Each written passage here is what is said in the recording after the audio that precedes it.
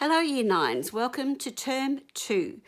Week 1, it's a little bit strange, I know we're doing it this way, but it's the only way we can do the demonstrations. What I am going to demonstrate today is a baked and stuffed potato, which can be eaten as a main course all on its own, or you can use it as an accompaniment to a steak or a piece of chicken that's been grilled or roasted. So it's a very versatile meal. So let's start. As you can see here, I have 3 potatoes. Mr. Bloat's had 2 and I had 1. Now they are ready to be washed and any impurities cut out or scraped. Then we have it ready to go and they're on a piece of absorbent towel so that any excess water is taken away because you don't want it wet. Then they're on a plate and I'm pricking them over 5 or 6 times on each side to let the steam escape so we don't have exploded potatoes and also to allow the heat in. I've wrapped them in Glad wrap and placed them in the oven for 5 minutes. Now you can see I'm taking them out and I'm making sure I'm using an oven mitt because the plate gets really hot. Next, you have to be very careful taking the plastic off. If you take it all off in one hit, it is going to burn you. So just, around the edges, take the plastic off and the heat escapes and then you can lift it off. Then I have placed the potatoes on a piece of baking paper in the oven with a bit of oil smoothed all the way around them. Yes, there's pumpkin there. That's for a recipe that I was going to cook the next day. So just forget the pumpkin. Then I have got my ingredients. Now I didn't use a rasher of bacon. I used half a ham steak. That's the whole thing with cooking from home. You can just implement. You can just try different things and then don't get fussed. It's fine if you don't have all the ingredients.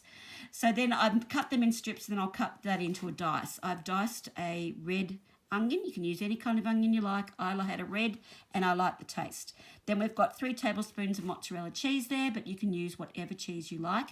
And pepper. I didn't use salt because there's enough salt in the bacon. I've also chopped some parsley with my big cook's knife there. Then I've cooked the onion and the bacon until the onion is soft and the bacon is nice and crispy. Oh, don't worry about that. That was just my Easter bunny. Then, as you can see, my potatoes are cooked. They're crinkly, they're brown, they're soft when I put the skewer in. Absolutely delicious. Now, in a bowl, I have got there sour cream. I've got the bacon and the onion mixture, the cheese and the parsley. And I'm going to mix it together with a wooden spoon. Now, I've taken my potatoes off the tray. They've cooled a little bit so I can handle them. I've cut the top off.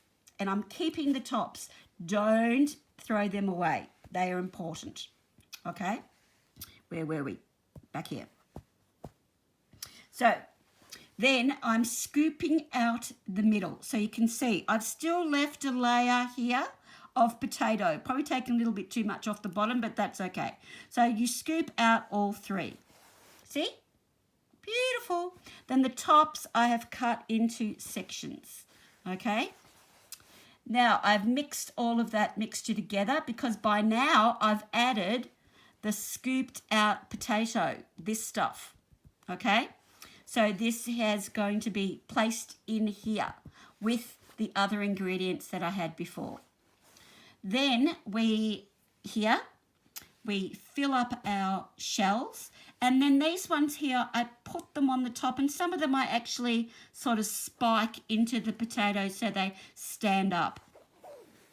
Butter. I've got a little bit in a cup. I'm going to melt that in the microwave. Probably a teaspoon, if that. It's only a tiny bit.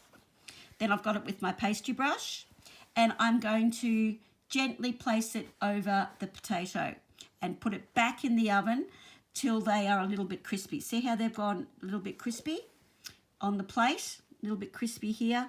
You can put it in for a little bit longer if you want. I've just garnished it with a little bit of parsley. And here we have the finished product. They're out of the oven. They've been put in back on that same piece of paper for about 5 to 10 minutes until they're nice and brown and cooked through. And oops, they were rather delicious. So there we go. Have a go. if you don't have those ingredients, you don't have to cook, all right? Just try in the future when you have a chance, and you'll find that it is delicious. Until next week, I'll leave you there. Bye, you nines.